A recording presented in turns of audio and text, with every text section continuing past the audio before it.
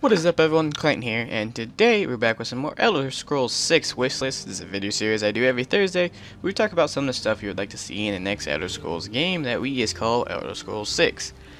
One little quick announcement, I think this series is going to go on a short hiatus, maybe for a couple weeks. That way we can maybe come up with new ideas and stuff like that.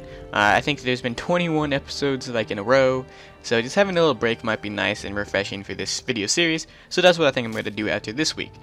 So yeah, thank you guys for leaving all your comments and stuff. But we're going to have a couple of weeks of hiatus of this show, and then we'll get back onto it. So let's go ahead and start with the first comment we have for today. It's from my bro, Overlord Parkour.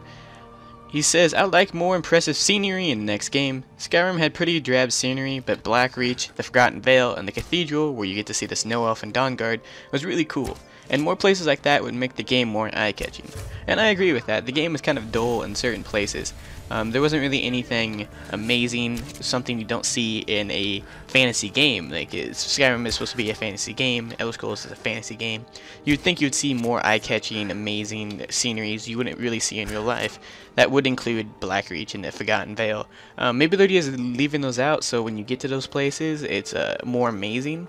But I think they should add something to make it more eye-catching, and with the next-gen graphics they're going to be using, maybe everything else will be eye-catching as well. Maybe just like a simple forest will be more pretty than a normal forest in Skyrim, or on the 360 or old PC games. But yeah, I think they definitely need to make the game more eye-catching.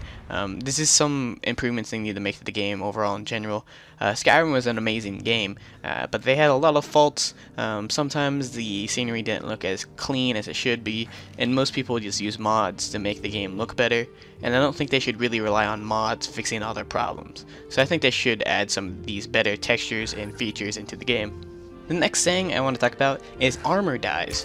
So this is something that's kind of weird, and I usually get a lot of ideas from what games I've been playing recently, and I've been playing a lot of Elder Scrolls Online again, and in that game they have armor dyes, which means that you can dye your armor a different color depending on what dyes you've collected throughout the world. I think this would be kind of a fun little mini game for people who are really passionate about creating a character that's unique and has its own different color palette.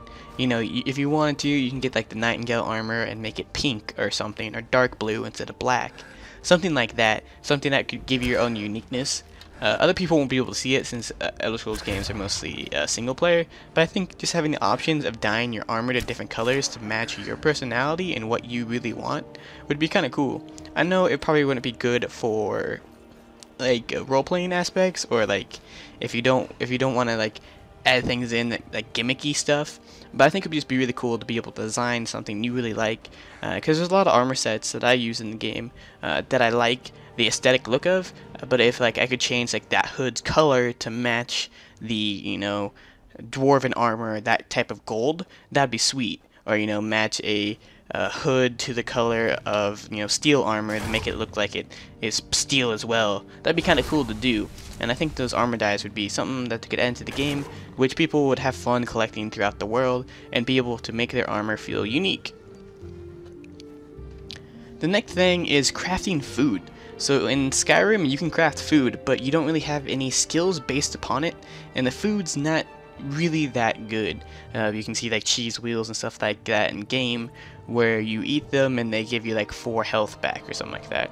I think if they add a provisioning skill, which is what they call it in Elder Scrolls Online, of making food, and you can rank up your skills, that'd be maybe an alternative, there we go, to making potions. So instead of having to be alchemy, if you want to make potions to give you more health, stamina, maybe fire resistance or something like that, you can make food that would do the same thing, but you wouldn't have to go around like picking up alchemy reagents. You could buy foods that would also turn these, or you can make into better foods that allow you to have these stat boosts. And I think that'd be really fun to do.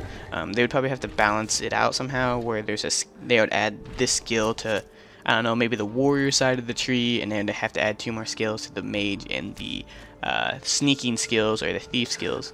But I think provisioning or making food in Skyrim was something I didn't even know was really a possibility.